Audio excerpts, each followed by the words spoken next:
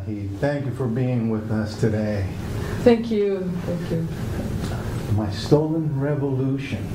Such a big story. It's interesting that it's your story about the time that you left Iran and then meeting some of your fellow activists. Yeah. What gave you the idea about putting it into a documentary and getting all these stories together? Actually, I should make that film much earlier than after 30 years. But when it was very heavy, it was very painful to make that film, because it's about my family, my brother, my friends. But when it was the last election 2009, and I saw all the images on TV, and that the new generation do same thing that I did 30 years ago. So I couldn't ignore all the feeling I had and the guilt I felt for my brother and for my friends, that I was alive but not them. But after the election, I couldn't ignore anymore, because everything happened again. It was like a repeat, same situation. So I felt that I have to find my friends and to see what happened to them, and even to my brother, because after he was put in prison, the only thing I knew that he was killed. But what happened during the 6 months in prison, I didn't know anything about that, and I didn't want to know anything about that because it was painful to know. But when in the end, I could contact one of his room cellmates, and when he told about Rostam, that he was very strong, he was a hero, and he was under torture a lot. So it was like everything happened that day. That I knew everything about that, because I was shocked. So the film, I wanted to know what happened to them, and it was like responsible because it happened nowadays. It's not like something that happened before. It happened now. Yes, no, yes. But do you think that the outside world had forgotten a little bit, or maybe didn't want to remember? I mean, it's 30 years ago. It's 30 years ago, but it's really not that far. It's it's in modern memory. Yes. 79. Everyone remembers what happened in Iran, and there. Do you think some people forgot a little bit? I think it's not easy to take care of something that you don't see on TV or in media. I think it's very, very little about Iran in media, because the only thing USA or other countries talk about is just nuclear weapon. It's just that, and we Iranian, we have the problem is the human, that people are in a very, very bad situation today. A lot of people are in prison, filmmakers, journalists, and now they put them in jail because they know that they are dangerous for regime. But nobody talk about them. That's just nuclear. Right, absolutely. One of the things in the film, I saw that after about 9 years, they let everyone out because someone from Amnesty International was going to come and visit. How soon after did they start, filling the prisons again? Was it after the person left, or was it, sometime later? What happened? Directly after the revolution, they put people in prison. So they began with executed the royalist family and the supporter, but after that they began very slowly, but to put people who were activists, very young people. So I remember that first year we were so happy that we are free, we can do that or that, we could sell books about democracy and everything. So, but soon after, I don't know how much it was, I remember that I worked in a newspaper as a journalist, and we could write everything in the beginning, first weeks, but after that, no, everything was forbidden. So, and women should have a veil, and we after that we work underground. We couldn't, we weren't safe, and they began to arrest people. They arrested two of my brothers, my dad, so you know, and my neighbors in my neighborhood. A lot of young people were in jail, but. You know, the prisons, it was a lot of prisons in Iran, but it wasn't enough for them. Yeah. They used even normal apartments, even other places to put people in jail, because it wasn't enough place. And they put maybe 40, 50 people in one room, just one room. They couldn't sleep, they couldn't move. And they killed a lot. Just during 1.5 months, they executed 5,000 people, young people, and nobody cared about them, because I don't know why the whole world are silent. Yes, it's an amazing story. One of the things I was noticing in the film is when you went to go see your mentor. Yes. For the first time in 30 years. Yes. And to your surprise, when you saw her pray the next morning, during those 30 years, did that ever enter your mind that she might have had a change in philosophy, or was that really the first time that you were so surprised? It was the first time I saw her, and she was, and she is, of course, very nice woman, and she was like a god for me, because I listened to her and I learned a lot from her. So see her to praying, it was like whole my world was just destroyed. So I couldn't. Can I trust anybody nowadays? So it was very hard to see my friend. Yes. Trying because I compare to Iranian Muslim that you have they force you to pray, but she lives in San Francisco in freedom. So why? Right. Why? There? Sure. If I may ask, when you saw him, you're saying that your world fell apart, and did you have to reestablish very quickly? Wow, my mentor is doing this. Or was it just a natural process? Okay, she's doing this, let me keep going with my story. Let me finish my movie. Let me do my interviews. How did you adjust to it? Was it quickly, slowly? No, it wasn't quickly. It took time. The worst thing was I just thought about my brother Rustam. That he is killed. I can't say because of her, but she was his leader. So why is she alive but not him? It was what I thought about somehow. So it was hard. One of the things I noticed when watching the film, when all the ladies came together, even when you talk to them individually, they were all still very glowing. Very happy. Of course, everything. But you could see that, they were adjusting. Mm-hmm. And when you got together, there was still laughter and that wonderfulness when you got together. But there was also such deep pain. How was the atmosphere in your home when they were there? When you were talking about the serious issues, because you could see they were crying and very quiet, and how was the atmosphere? What was it like? Was it very heavy? Was it?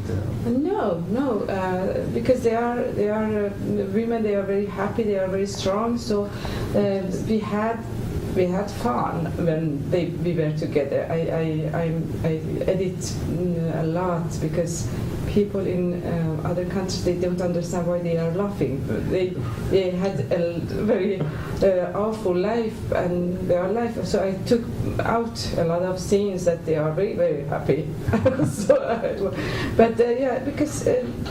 Iranian people are like that. It's just a little thing can make you very happy as an Iranian. So the atmosphere was very good, but they talk about prison all the time. I wish that they could talk about today the weather or something else, but no, all the time, because it was a long time ago they met each other. So they were very happy that they are alive and they can give the message to other people. So it was more important that they sit there and cry and feel sorry about themselves, because it doesn't help anybody. And they kind of, when they were able to go on with their lives, yes. Some of them had children. And yes, all of them. I know one of them was old, so she couldn't, when she came out from prison, so she didn't get any child. But they have children, they have normal life, they work. One of them, they are. She's nurse. The other is, all of them. The other has a cafe in London. So, if you see them, it can be your neighbor that has been in prison for a long time ago, and you can't see them, that they have been very tortured. One of the things that really stood out in the film, when they were talking about the coffins, that was really, I guess, the majority's breaking point. Yes. Can you talk a little bit about that? They put a lot of young people in prison, and some of them, and they torture everybody. It doesn't matter if you were activists or not. They torture everybody because they knew they wanted information from them, and some of them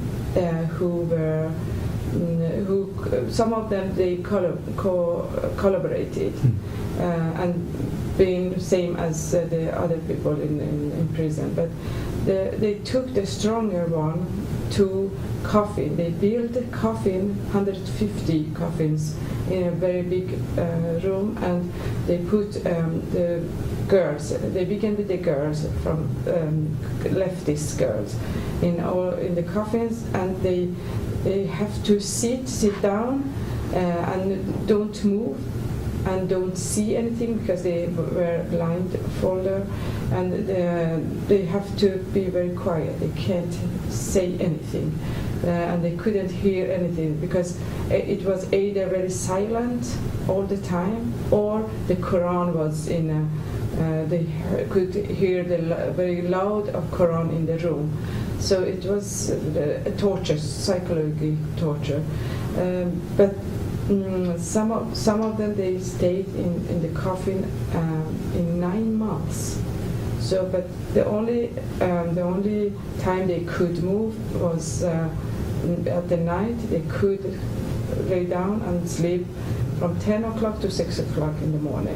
But at 6 o'clock they have to sit down and be very. So they told me how they had very.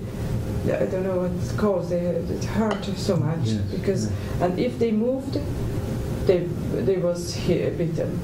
So all this, but they are from 150 girls, just 9 or 10 came out with normal health. But the other, either they were with the regime or they get mad. Yeah, right. They went mad, right? Yeah. They're trying to resist and everything. The ladies that were in the film, they went through that experience with the coffins? Yes. Three of them. And they were just a few of them that came out. When they came out, 2 of them, they were in a coffin in 6 months, and they had the blindfolded in all the time. So when they came out, and they said, the police said to them, take out that, but they couldn't see because the light it was so strong for them to see, and they didn't trust them. So it was very, very difficult for them for a time. But they didn't trust anybody of their friends because they didn't know if they are working with the regime or they are with them.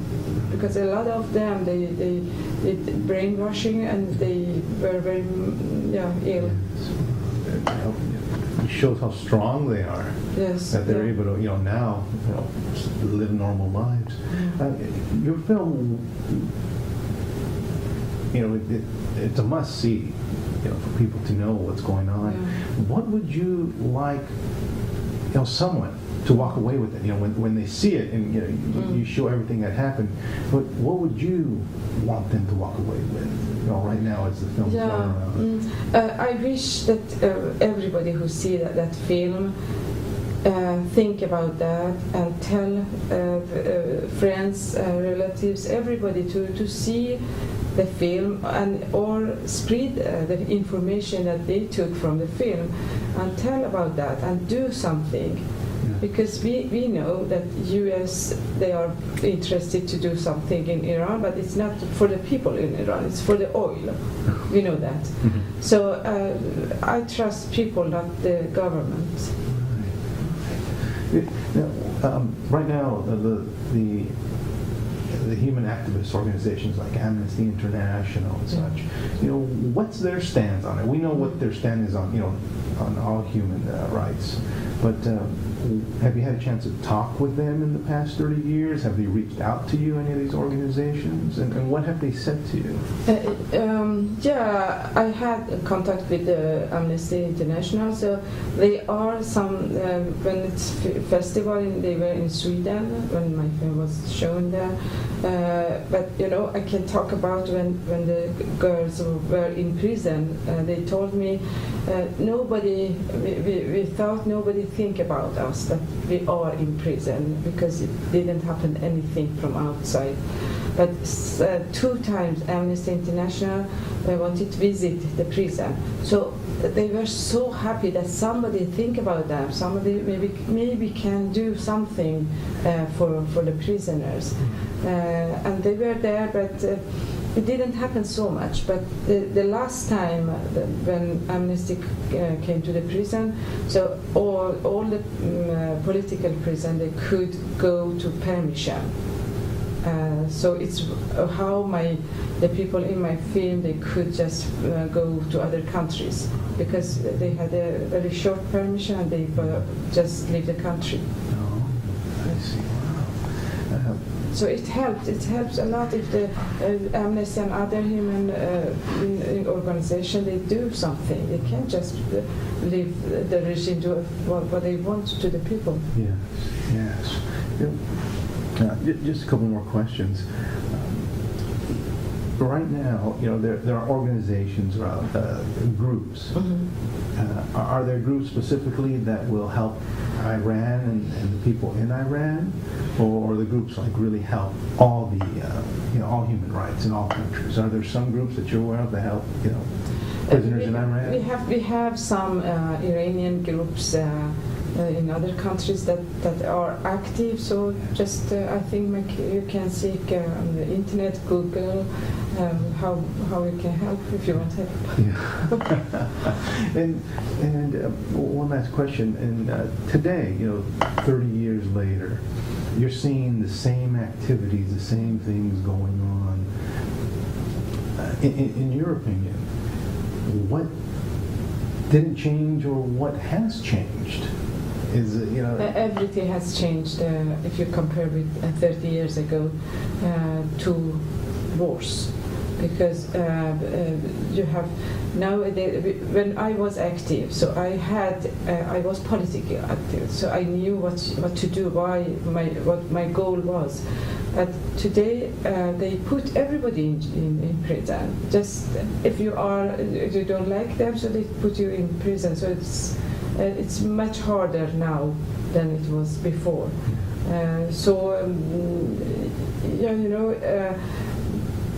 People just they are just like a bomb. So if they know that somebody wants to help them, so they are going to explode. So it's the people want to change the regime. It was election some days ago, day before yesterday, and they had just 8 candidates, and all of them they were the same. So people, what kind of election is that? So in the end, Rouhani came and took the president, became the president, but he's one of them. It's no different. Yeah. So do you see change in the future? Any close or hope? So you can't lose your hope. So it's the hope we have that we can be alive. But the change is, it's under, it's so much worse than before because, drugs, prostitution, it's so high in Iran. Right? It's not just the political issues that it's our problem because everything else is the worst we have seen in Iran right now, and the economy is not so good in Iran. And so people can't, a lot of family, they do suicide because of the economy, because they can't make it. So it's a lot of problems. And we never lose hope. No. Thank you for taking the time. Thank you for bringing your story, and thank you for being so brave. Thank you all so the best, much. and we all keep hope. Thanks. Thanks.